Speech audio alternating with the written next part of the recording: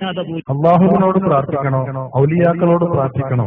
ഏറ്റവും നല്ലതും എളുപ്പവും ഏത്? ഉത്തരം ഔലിയാക്കളോട് തന്നെ. അത് ബെൻസ് കാറിൽ യാത്ര ചെയ്യുന്നത് പോലെ സമസ്ത പണ്ഡിതന്മാരുടെ തലതിരിഞ്ഞ പദവിയിലേക്ക്. അള്ളാഹു അല്ലാത്തവരോട് ഇസ്തിഗാസ ചെയ്യുക വഴി നമുക്ക് ലഭിക്കാനിരിക്കുന്നത് എന്നാണ് അബ്ദുൽ ഹമീദ് ഫൈസി അമ്പലക്കടവ് അദ്ദേഹത്തിന്റെ ചോദ്യോത്തര വേളയിൽ ഇസ്തിഗാസയെക്കുറിച്ച് അതിന്റെ ശർഈയായ ഹുക്ം വിശദീകരിക്കവേ സമൂഹത്തെ പഠിപ്പിച്ചിട്ടുള്ളത്. അതിന്റെ ഒരു ഭാഗം നിങ്ങൾ കേൾക്കുക.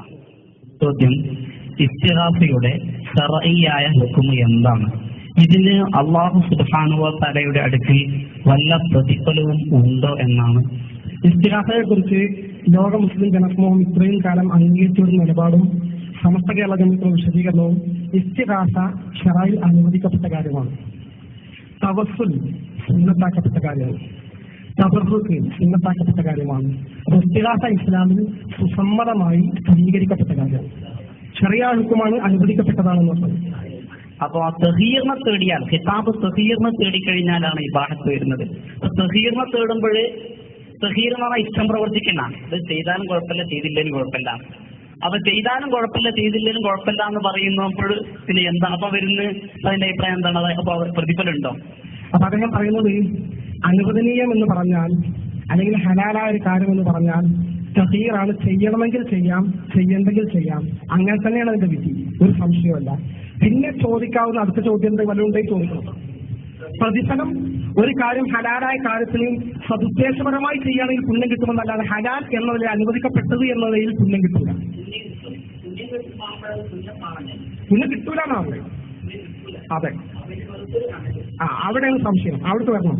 അപ്പോ ഈ ഇസ്തിഗാസ എന്ന് പറഞ്ഞ കാര്യം ശറഈൽ അനുവദിക്കപ്പെട്ട കാര്യമാണ്. ചെയ്താൽ പ്രത്യേകിച്ച് പുണ്യമില്ല, ചെയ്തില്ലെങ്കിൽ പ്രത്യേക ദോഷമില്ല. അതൊരു വെറും പ്രവർത്തനല്ലേ എന്നാണ് അദ്ദേഹത്തിന്റെ ചോദ്യം. വെറും പ്രവർത്തനമല്ല എന്നുള്ളതാണ്. അതുകൊണ്ടാണ് നാം വിഷയാവതരണത്തിൽ പ്രത്യേകം പറഞ്ഞത് ഇസ്തിഗാസ ശറഈൽ അനുവദിക്കപ്പെട്ടതും വളരെ ഫലപ്രദവുമായ ഒരു കാര്യമാണ്. ശറഈൽ അനുവദിക്കപ്പെട്ട കുറെ കാര്യങ്ങൾ ചെയ്താൽ ദോഷമല്ല ഗുണമല്ല എന്ന് വരില്ല. അനുവദിക്കപ്പെട്ട ഒരുപാട് കാര്യങ്ങൾ ചെയ്താൽ വളരെയേറെ നമ്മുടെ ജീവിതത്തിൽ ഫലപ്രദമായിരിക്കും. ഉദാഹരണം, ഏറ്റവും നല്ല ഒരു ബെൻസ് കാറിൽ നമുക്ക് യാത്ര ചെയ്യാൻ ഇസ്ലാമിന്റെ വിധി എന്താണ്?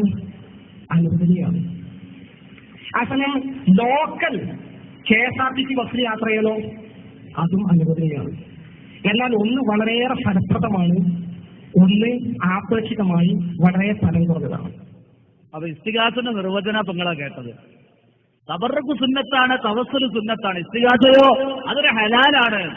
ഉന്നൂറിന ഓതി ഇപ്പൊ അവസാനം ഉന്നൂറിന ഓതി വരെ സമർപ്പിച്ചു വെച്ച ഇസ്തിഗാസ ഉണ്ടല്ലോ, അതൊരു ഹലാലാണ്.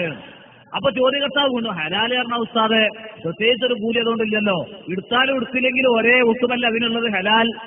ആ കൂലി കിട്ടൂലാന്ന്, കൂലി കിട്ടൂല. അപ്പൊ ഉസ്താദ് ശിഷ്യൻ വീണ്ടും ചോദിക്കാം, അപ്പൊ നമ്മൾ ഈ ചെയ്യുന്ന പണി ഇത്രമാത്രം നമ്മൾ സമർപ്പിച്ച് ഇസ്തിഗാസ അങ്ങനെ ഉണ്ടാക്കിയിട്ട് നമ്മൾ ചെയ്യുന്ന ഇസ്തിഗാസ ഒരു നേട്ടമില്ലേ? അപ്പോഴാണ് ഉസ്താദ് ഉരുണ്ടു മറിയുന്നത്. എന്താ ഉരുണ്ടു മറിച്ചത്?